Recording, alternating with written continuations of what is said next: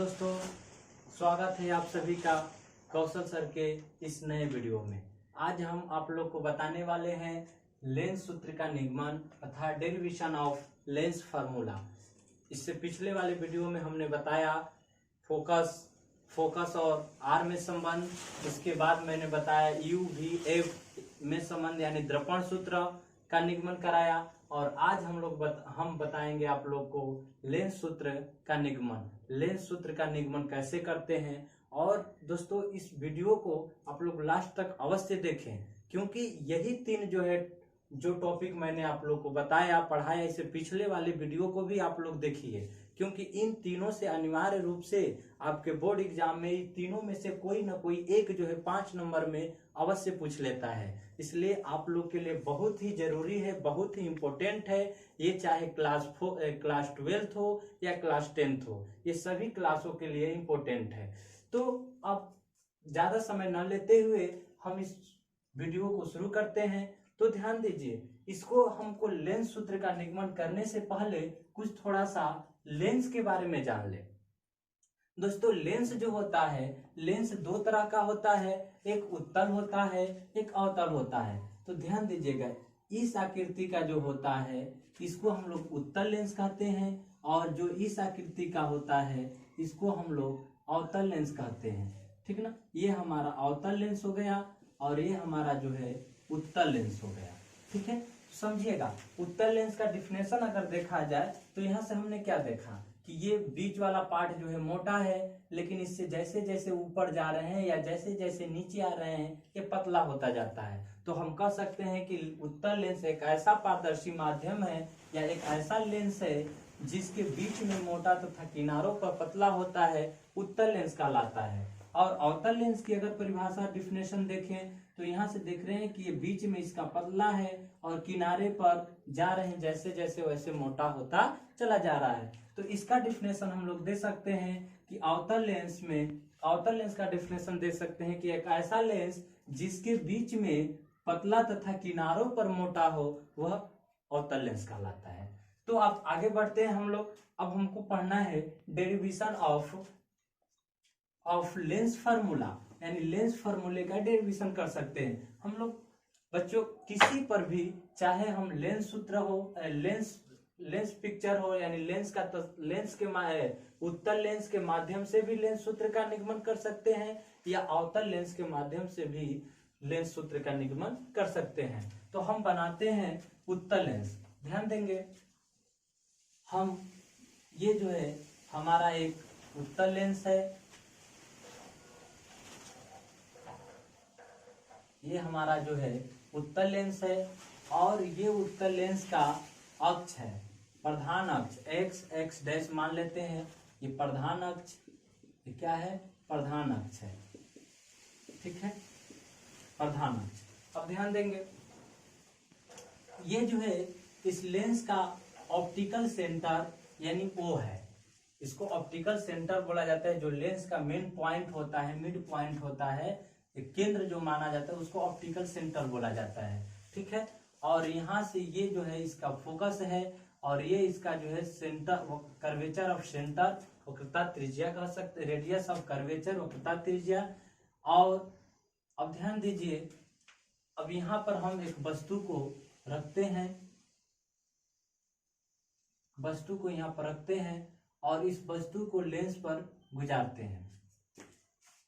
तो इसके जो नियम है बिल्कुल दर्पण की तरह ही इस पर भी नियम लागू होगा। दर्पण में भी मैंने बताया था कि जब कोई प्रकाश किरण प्रधान अक्ष के समानांतर दर्पण पर आपतित होती है तो परावर्तन के बाद, इसमें ध्यान देंगे, लेंस में एक चीज बहुत इंपॉर्टेंट है, लेंस में दो फोकस होते हैं, इसको F1 मान लेते हैं, और एक फोकस जो है इधर होगा, इसको F2 मान लेते हैं। ठीक है, इसको और आगे की तरफ बढ़ा लेते हैं, प्रधान अक्ष। ठीक है, तो ये F2 हो गया, ये F1 हो गया, ये F2 हो गया, और यहाँ इसका जो है C ले लेते हैं, यानी वक्रता त्रिज्या, वक्रता केंद्र। ठीक है, अब इसमें भी ध्यान दीजिए कि जब जैसे दर्पण में हमने बताया था कि जब कोई किरण प्रधान अक्ष के समानांतर होकर जाती है तो उसमें परावर्तन के बाद फोकस पर मिलती थी, और लेंस में जो है यही इंपॉर्टेंट बात है कि दर्पण में परावर्तन होता है और लेंस में जो है अपवर्तन होता है। तो यह जो है अपवर्तन होने के बाद यह जो फोकस पर मिलती है या मिलती हुई प्रतीत होती है। ठीक है, ये फोकस पर मिलती है या मिलती हुई प्रतीत होती है। ठीक है, इसको मान लेंगे F। अब ध्यान देंगे ये फोकस से गई, फिर एक हम किरण को लेते हैं और वो ऑप्टिकल सेंटर से गुजारते हैं, उसको ऑप्टिकल सेंटर से गुजारते हैं। तो ऑप्टिकल सेंटर, इसका नियम है कि जब कोई प्रकाश किरण प्रकाशिकी केंद्र से होकर जाता है तो वह सीधे बिना विचलित हुए वो सीधे निकल जाती है, यानी उस अपने मार्ग में कोई विचलन उसका नहीं होता, सीधे वो निकल जाती है। रूल है, प्रतिबिंब बनने का नियम है। ठीक है, अब ध्यान देंगे तो यहाँ पर जो कटा, यहाँ पर जो है प्रतिबिंब बनेगा, इसको हम लोग कहेंगे प्रतिबिंब। ठीक है, यहाँ पर क्या बनेगा, यहाँ पर प्रतिबिंब बनेगा, इसको कह सकते हैं A डैश B डैश। ठीक है, ये वस्तु दूरी है, वस्तु ऊंचाई है A B मान लेंगे। ठीक है, इतना बात समझ में आ गया।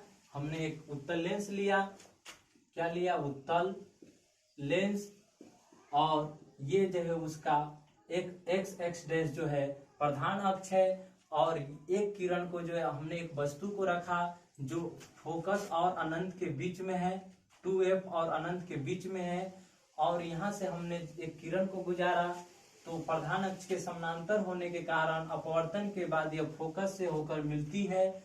और दूसरी है, एक किरण को गुजारा प्रकाशिकी केंद्र से, तो प्रकाश, चूंकि इसका नियम है कि जब कोई किरण प्रकाशिकी केंद्र से होकर जाती है तो अपवर्तन के बाद बिना विचलित हुए सीधे निकल जाती है। तो इस तरह निकली। तो इन दोनों के कटान बिंदु को हमने क्या बोला, ये दूरी जो होगी यहाँ से यहाँ तक, ये जो दूरी होगी ये फोकस दूरी कहलाएगी, और यहाँ से प्रकाशिकी केंद्र से और इसकी प्रतिबिंब के बीच की दूरी को भी कहते हैं स्मॉल v, और वस्तु यानी प्रकाशिकी केंद्र से और इसके बीच की दूरी को वस्तु दूरी u कहते हैं। ठीक है, अब इतना ध्यान देंगे। अब आगे बढ़ते हैं। अब इसमें चित्रानुसार अकॉर्डिंग टू डायग्राम के अनुसार देखेंगे, त्रिभुज AOB में AOB तथा त्रिभुज A-OB में, अब इसमें देखेंगे कि यहाँ जो है एंगल ABO यानी ये वाला एंगल इस वाले एंगल के बराबर है, क्योंकि ये भी 90 डिग्री, ये भी 90 डिग्री, तो ये हो जाएगा ABO, एंगल ABO इक्वल हो जाएगा एंगल A-B-F के। ठीक है, नहीं, A-B-O के इक्वल हो जाएगा, किस नियम से, प्रत्येक समकोण से। ठीक है, उसके बाद अब ध्यान देंगे, ये वाला एंगल जो है इस वाले एंगल के बराबर हो जाएगा, किस नियम से, शीर्षाभिमुख कोण से।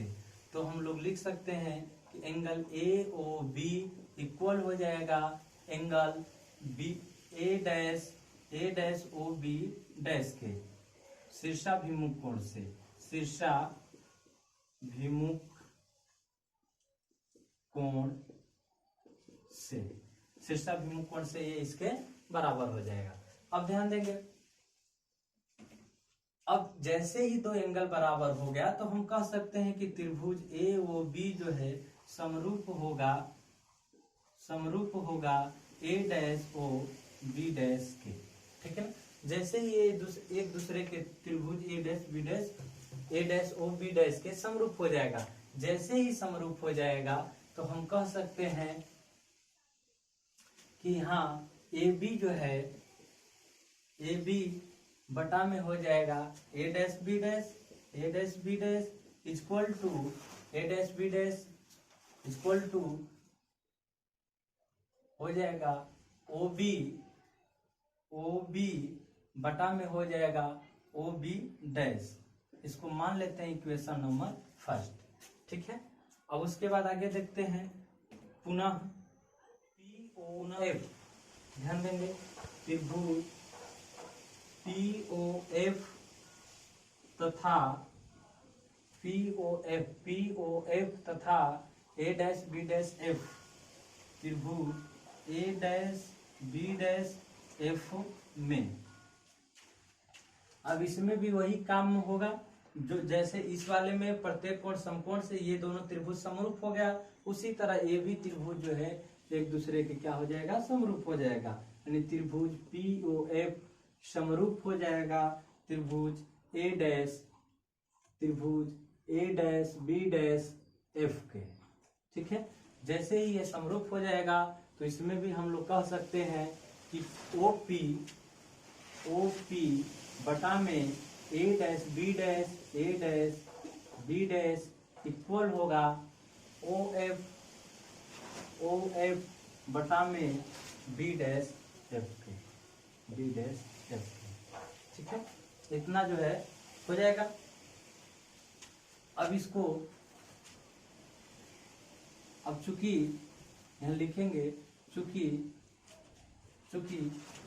लेंस का द्वारक छोटा होने के कारण लेंस का द्वारक नहीं। अब यहाँ चूंकि ध्यान देंगे यहाँ जो है ओपी जो है ओपी जो है ए बी के क्या है, बराबर है। तो यहाँ हम लोग लिख सकते हैं ए बी बटा में A dash B dash equal to O F बटा में बी डैश एफ। इसको मान लेते हैं equation number third. Equation number third मान लेते हैं। इसको फर्स्ट और इसको second. Equation number first, equation number second. अब ध्यान देंगे, अब लिखेंगे समीकरण 1 व समीकरण 2 से। अब समीकरण 1 और समीकरण 2 से देखेंगे कि यहाँ पर ए बी बटा में ए डैश बी डैश बराबर है ओ बी बटा में ओ डैश बी के, ओ बी डैश के। उसी तरह यहाँ ए बी बटा में ए डैश बी डैश बराबर है ओ एफ बटा में बी डैश एफ के। ठीक है, तो हम कह सकते हैं कि जब ये पार्ट इसके बराबर है, ये पार्ट इसके बराबर है, तो हम लोग कह सकते हैं कि ये वाला पार्ट जो है इस वाले के बराबर होगा। अर्थात ओ बी बटा में ओ बी डैश इक्वल होगा ओ एफ बटा में बी डैश एफ के। इसके क्या होगा, इक्वल होगा। अब ध्यान देंगे, अब इक्वल होगा। अब इसमें देखेंगे ओ बी, तो हमारा ओ बी ये वस्तु दूरी है, ये सही है। उसके बाद ध्यान देंगे ओ बी डैश ये भी सही है। और ओ एफ ये भी सही है। लेकिन यहाँ देखेंगे बी डैश एफ ये वाली जो है, क्योंकि जितनी सारी दूरियां मापी जाती है वो प्रकाश की केंद्र से, तो हमारा बी डैश एफ ये दूरी नहीं है। इसलिए हम इसको लिख सकते हैं, इतने दूरी को निकालने के लिए हम लिख सकते हैं O B dash minus O F. ठीक है, यानी ये टोटल दूरी में से इतने दूरी को सेपरेट करेंगे तो ये बच्चों आ जाएगा। क्लियर है। अब आगे देखेंगे, अब यहाँ लिख सकते हैं ये ओ बी बटा में O B dash equal to O F कितना है, ये ओ एफ को हम लोग लिख सकते हैं, सॉरी ये ओ एफ को ओ एफ रहने देते हैं। अब बी डैश एफ को लिखेंगे बी डैश एफ को लिखेंगे, इसको दूसरा फोकस दूरी कह सकते हैं। तो इसमें F2 नाम दे दीजिए, रहने दीजिए, F ही रहने दीजिए, फोकस दूरी मुख्य फोकस है। अब यहाँ ध्यान देंगे, अब ओ एफ हो गया यहाँ ओ एफ। अब बी डैश एफ को हम लोग यहाँ बी डैश एफ है ना, तो बी डैश एफ को हम लोग लिख सकते हैं कितना, B dash O B dash minus, यानी ये टोटल में से इतना घटाएंगे ओ एफ। ठीक है, इतना हो जाएगा। अब इसको मान लेते हैं इक्वेशन नंबर थर्ड। अब चिन्ह परिपाटी के नियम से देखेंगे, चिन्ह परिपाटी के प्रयोग अब चिन्ह परिपाटी के प्रयोग से देखेंगे यहाँ OB बराबर ये OB इधर है, इसमें भी वही रूल अपनाएंगे जो कि हम लोग लेंस वाले दर्पण में अपनाए थे। यहाँ देखेंगे आपतित किरण की दिशा इधर है और वस्तु दूरी की दिशा ये है, तो ये एक दूसरे के क्या हुए, विपरीत हुए। तो ये एक दूसरे के विपरीत हुए, इसलिए यहाँ OB का मान रखेंगे -u। ये OB है, इसका मान u है, लेकिन विपरीत होने के कारण, क्योंकि हमने बताया है कि आपतित किरण की विपरीत दिशा में मापी गई दूरियां सभी के सभी जो है ऋणात्मक होता है, तो इसलिए हमने इसको मान लेंगे -u। ठीक है, अब आगे ध्यान देंगे। अब OB बराबर -u हो गया, OB डैश तो OB डैश यहां से देखेंगे OB डैश, तो ये हमारा टोटल दूरी भी है। चूंकि ये आपतित किरण की दिशा में है इसलिए ये प्लस भी होगा। ये आपतित किरण की दिशा में मापी गई दूरियां सभी के सभी धनात्मक होता है, इसलिए इसको मानेंगे +भी। उसके बाद आगे देखेंगे, उसके बाद होगा OF बराबर होगा हमारा, OF बराबर हो जाएगा +f। ठीक है, अब इसका जो है इस मान को जो है इस वाले में समीकरण 3 में पुट कर देंगे यानी रख देंगे। तो समीकरण 3 में OB डैश तथा OF का मान रखने पर जैसे इसका मान रखेंगे, इसका जैसे ही मान रखेंगे, यहाँ देखेंगे OB के जगह पर रखेंगे -u, OB डैश के जगह पर रखेंगे कितना, OB dash +v equal to हो जाएगा, OF का मान हो जाएगा f बटा में OB डैश यानी v माइनस इस OF का मान प्लस। ठीक है, प्लस में f रख देंगे। अब ध्यान देंगे, तिर्यक मल्टीप्लीकेशन कर लेंगे तो -u v minus f equal to हो जाएगा uf। तो यहाँ से मल्टीप्लीकेशन करेंगे -u v minus plus uf equal to हो जाएगा -uf। ठीक है, अब ध्यान देंगे, u v ये यहाँ से मल्टीप्लीकेशन करेंगे तो एफ भी, ये भी हो जाएगा एफ भी। ठीक है, अब जो है लिखेंगे यू भी एफ का दोनों पक्षों में, यू भी एफ से दोनों पक्षों में भाग देने पर। तो दोस्तों इस इतने वाले इतने पार्ट को स्क्रीनशॉट लीजिए, ताकि जगह स्पेस ना होने के कारण इतने पार्ट को मैं मिटाऊंगा, इसलिए आप तुरंत स्क्रीनशॉट लीजिए। चलिए इसके बाद देखिए, अब आगे देखते हैं इसके। अब यहाँ से देखेंगे हमारा यू भी एफ से दोनों पक्षों में भाग देंगे, यानी इसमें जो है यू भी एफ का डिवाइड करेंगे, तो यहाँ माइनस यू भी बाई हो जाएगा यू भी एफ इक्वल टू प्लस हो जाएगा यहाँ यू एफ इक्वल बाई हो जाएगा यू भी एफ इक्वल टू एफ भी बाई यू भी एफ। ठीक है, अब ध्यान देंगे, यहाँ से यू भी समाप्त हो जाएगा और यू एफ से यू एफ समाप्त हो जाएगा, एफ भी से एफ भी समाप्त हो जाएगा, यानी यहाँ हमारा बचेगा 1-1/f प्लस और बचेगा हमारा यहाँ से बचेगा 1/v इक्वल टू यहाँ से हमारा बचेगा 1/u। ठीक है, तो हम u को इधर ले आते हैं और f को उधर ले जाते हैं, तो हमारा हो जाएगा 1/v, ये प्लस में है u, इधर आएगा पक्षांतर करेंगे तो आएगा -u, माइनस 1/f को पक्षांतर करेंगे तो आएगा 1/f। इस तरह जो है हमारा सूत्र निकल कर आया लेंस सूत्र। इसको कहते हैं हम लोग लेंस सूत्र। तो इस तरह मैंने वीडियो को आराम से आपको समझाने का प्रयास किया। आशा है कि ये वीडियो आपको अच्छे तरीके से समझ में आया। धन्यवाद दोस्तों, पूरी वीडियो देखने के लिए आप सभी को धन्यवाद।